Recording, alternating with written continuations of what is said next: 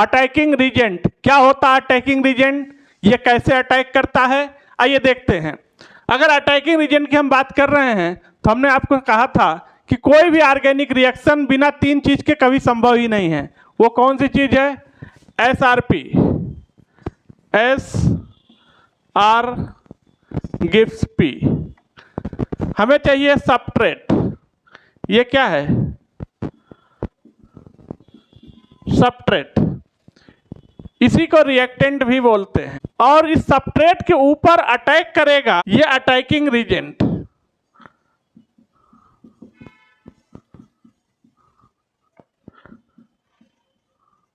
Attacking reagent ये attack करेगा, इसके बॉन्ड को ब्रेक करेगा, इसको ड्रेसिंग करेगा और क्रीम पाउडर परफ्यूम लगा के इसको कन्वर्ट कर देगा प्रोडक्ट में, और ये हमारा बन गया प्रोडक्ट। तो किसी भी ऑर्गेनिक रिएक्शन को होने के लिए तीन चीजों का होना बेसिक रिक्वायरमेंट है।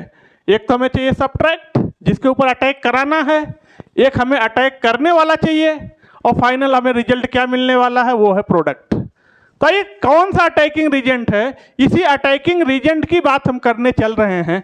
कौन होता अटैकिंग रीजेंट, कैसे अटैक करेगा? देख, अब ये अटैकिंग रीजेंट होता तो बेसिकली दो तरह का है। एक हमारे पास है इलेक्ट्रोफाइल और दूसरा हमारे पास है न्यूक्लियोफाइल। ये इलेक्ट्रोफाइल और न्यूक्लियोफाइल एक दूसरे के लिए बने हुए हैं, हम तुम एक दूसरे के लिए बने हैं। इलेक्ट्रोफाइल न्यूक्लियोफाइल के लिए है, न्यूक्लियोफाइल इलेक्ट्रोफाइल के लिए है। तो जरा आप इस इलेक्ट्रोफाइल का पोस्टमार्टम करिए। तो जब आप इसका पोस्टमार्टम करेंगे तो इलेक्ट्रो का मतलब है इलेक्ट्रॉन और फाइल का मतलब है लवर, यानी इलेक्ट्रोफाइल इलेक्ट्रॉन का लवर है, और लब उसी से होता है जिस चीज की कमी आपके पास होगी। यानी इलेक्ट्रोफाइल के पास इलेक्ट्रॉनों की कमी है, ये इलेक्ट्रॉन डेफिशिएंट होते हैं, इसीलिए ये हाई इलेक्ट्रॉन डेंसिटी पर अटैक करेंगे। इसीलिए ये हाई इलेक्ट्रॉन डेंसिटी पर इलेक्ट्रोफाइल अटैक करेंगे, वहां से इलेक्ट्रॉनों को अट्रैक्ट करेंगे और एक्सेप्ट करेंगे। दोनों शर्तें हैं, इलेक्ट्रॉन अट्रैक्ट भी करना है और एक्सेप्ट भी करना है, तभी इलेक्ट्रोफाइल होगा। Species electrophile electron deficient species होता है और ये अटैक करता है at the centre of high electron density. यह हमेशा हाई इलेक्ट्रॉन डेंसिटी पर अटैक करेगा और वहां से इलेक्ट्रॉनों को एक्सेप्ट करें। अब सवाल पैदा होता है कि इलेक्ट्रोफाइल को आप आइडेंटिफाई कैसे करेंगे? बड़े आसानी से आप आइडेंटिफाई कर सकते हैं। Most of the non metallic cation, ज्यादातर नॉन मेटल के जो कैटायन होते हैं वो इलेक्ट्रोफाइल की तरह वर्क करते हैं, जैसे H+, Cl+, Br+, CH3+, NO2+, इसेट्रा और भी होते हैं, एक्सेप्ट H3O+, NH4+ या R4N+। ये इलेक्ट्रोफाइल नहीं होते हैं, हमेशा याद रखिएगा, क्योंकि most of the non metallic cation हैं, सारे नॉन मेटेलिक कैटायन इलेक्ट्रोफाइल नहीं होते हैं। जो आप देख रहे हैं अमोनियम आयन, हाइड्रोनियम आयन, ये सब इलेक्ट्रोफाइल नहीं हैं। लेकिन अगर क्वेश्चन दे दे एक्वस मीडियम में, वाटर में, तो ये तुरंत इलेक्ट्रोफाइल बन जाएंगे और H+ डोनेट कर देंगे। और दूसरा है neutral molecule in which incomplete octet.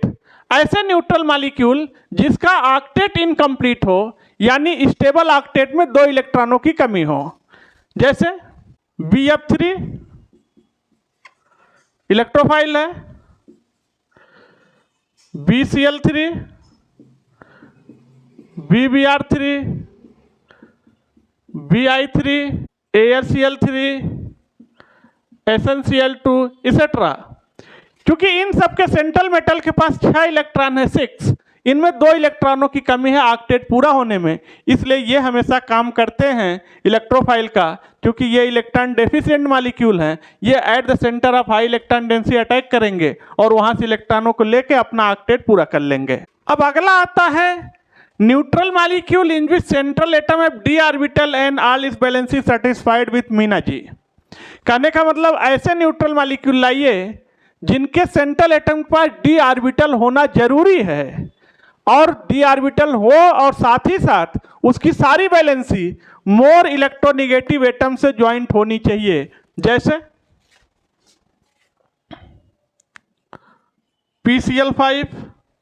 PCl5 electrophile है, लेकिन वहीं पर PCl3 इलेक्ट्रोफाइल नहीं है, क्योंकि फास्फोरस की पांचों वैलेंसी सेटिस्फाइड नहीं है।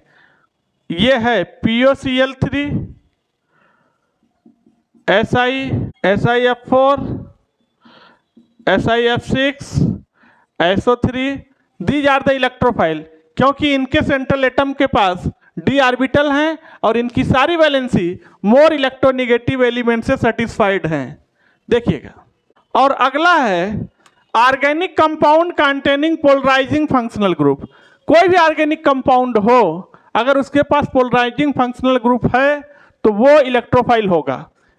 अब सवाल पैदा होता है पोलराइजिंग फंक्शनल ग्रुप क्या होता है, तो हमेशा याद रखिएगा, अगर कार्बन मल्टीपल बॉन्ड मीना से जुड़ा हो,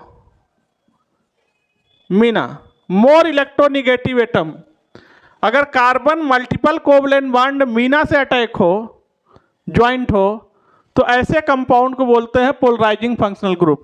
जैसे लीजिए, ये है CO, CN, ये सब के सब कैसे कंपाउंड है? इलेक्ट्रोफाइल। ये इलेक्ट्रोफाइल का काम करेंगे और आगे चल के ये न्यूक्लियोफाइल का भी काम करेंगे, हमेशा याद रखिएगा, क्योंकि polarising functional group containing compound अगर हैं तो इलेक्ट्रोफाइल भी होते हैं और वो न्यूक्लियोफाइल भी होते हैं। अब बच्चों एक चीज हमेशा याद रखिएगा कि जो ये इलेक्ट्रोफाइल है ये हमेशा काम करता है लुईस एसिड का, लुईस एसिड। तो हमेशा याद आपको ये रखना है कि नोट पॉइंट में all Lewis acid are electrophile but are electrophile are not Lewis acid, कि सारे के सारे लुईस एसिड दुनिया में जितने भी हैं वो इलेक्ट्रोफाइल हैं, लेकिन सारे इलेक्ट्रोफाइल लुईस एसिड नहीं होते हैं। अब अगला हमारे पास आ रहा है अटैकिंग रीजन न्यूक्लियोफाइल। तो जब न्यूक्लियोफाइल का पोस्टमार्टम करिए तो न्यूक्लियस का मतलब पॉजिटिव चार्ज, न्यूक्लियस में पॉजिटिव चार्ज होता है, और फाइल का मतलब होता है लबर। यानी ऐसे स्पीसीज जो पॉजिटिव चार्ज के लबर्स हैं उन्हें हम बोलते हैं न्यूक्लियोफाइल। यानी ऐसे स्पीसीज जिनके पास इलेक्ट्रॉनों की कोई कमी नहीं है, इनके पास एक्सेस में इलेक्ट्रॉन हैं, तो ये हमेशा अटैक करते हैं at the centre of low electron density और वहां पर अपने इलेक्ट्रॉनों को डोनेट कर देते हैं। यानी इलेक्ट्रॉन रिच स्पीसीज होते हैं न्यूक्लियोफाइल। कौन कौन से होते हैं, कैसे आइडेंटिफाई करेंगे? हमेशा याद रखिएगा, ऑल नेगेटिव आयन, दुनिया में जितने भी नेगेटिव आयन हैं वो सब के सब न्यूक्लियोफाइल हैं, लेकिन रिमेंबर इट, सारे पॉजिटिव वाले इलेक्ट्रोफाइल नहीं होते हैं। सारे नेगेटिव वाले न्यूक्लियोफाइल होते हैं, लेकिन सारे पॉजिटिव वाले इलेक्ट्रोफाइल नहीं होते हैं, ये याद रखना आपको। जैसे H minus, F minus, OH minus, etcetera, किसी के ऊपर नेगेटिव चार्ज लगा है वो न्यूक्लियोफाइल हो जाएगा। अगला आता है neutral molecule with lone pair of electron with complete octet. कोई न्यूट्रल मॉलिक्यूल हो, उसके पास लोन पेयर इलेक्ट्रॉन हो और साथ ही साथ उसका ऑक्टेट भी कंप्लीट हो, तब वो कहलाएगा न्यूक्लियोफाइल। जैसे water with 2 lone pair electron, ammonia,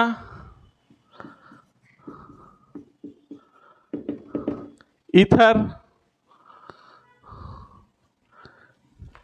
इसेट्रा, बहुत सारे होते हैं। ये सब के सब क्या हैं? न्यूक्लियोफाइल। और अगला है all pi electron rich organic compound. दुनिया का कोई भी ऑर्गेनिक कंपाउंड हो, अगर उसमें पाई बॉन्ड है, आप आंख मूंद के बोल सकते हैं कोई न्यूक्लियोफाइल है। जैसे एल्कीन, किसी भी एल्कीन में पाई बॉन्ड है। एल्काइन, कोई भी एल्काइन हो उसमें पाई बॉन्ड है, वो न्यूक्लियोफाइल है। और बड़ा नामी गिरामी है, आप तो जानते ही हैं, बेंजीन, 3 पाई बॉन्ड होता है। तो बेंजीन हो, एल्कीन हो, एल्काइन हो, ये सब के सब क्या हैं? न्यूक्लियोफाइल हैं। और next organic compound containing polarising functional group, ये वही पॉइंट है जो यहाँ पर कॉमन हुआ था इलेक्ट्रोफाइल के साथ, इसीलिए एक साथ लिए रहे हैं ताकि आपको कंफ्यूजन ना हो। अगर पोलराइजिंग फंक्शनल ग्रुप है यानी कार्बन मल्टीपल बॉन्ड मीना से जुड़ा हुआ है मोर इलेक्ट्रोनेगेटिव एटम से, तो इसे बोलते हैं पोलराइजिंग फंक्शनल ग्रुप। जैसे अभी बताया था नाइट, CO, ये सब के सब क्या हैं, ये इलेक्ट्रोफाइल हैं तो ये न्यूक्लियोफाइल भी होते हैं। Next, all true organometallic compound, दुनिया में जितने भी ट्रू ऑर्गेनोमेटेलिक कंपाउंड हैं सारे ऑर्गेनोमेटेलिक कंपाउंड हमेशा वर्क करते हैं as a nucleophile. Organometallic compound होते क्या हैं? ऑर्गेनोमेटेलिक कंपाउंड उन्हें बोलते हैं जिसमें कार्बन किसी कोवैलेंट बॉन्ड से मेटल से कनेक्ट हो direct, remember it, carbon covalent bond metal से कनेक्ट हो डायरेक्ट, ऐसे कंपाउंड को बोलते हैं ट्रू ऑर्गेनोमेटेलिक कंपाउंड। जैसे बड़ा नामी आप पढ़ते ही हैं, RMGX, RLI इसेट्रा। तो सारे के सारे ट्रू ऑर्गेनोमेटेलिक कंपाउंड्स हमेशा कहलाते हैं न्यूक्लियोफाइल ऑलवेज। बाकी डिटेल वीडियो के लिए आप YouTube पे सर्च करिए GOC chemistry bye PC sir, आपको वहाँ सारे कॉन्सेप्ट मिल जाएंगे। थैंक यू, धन्यवाद।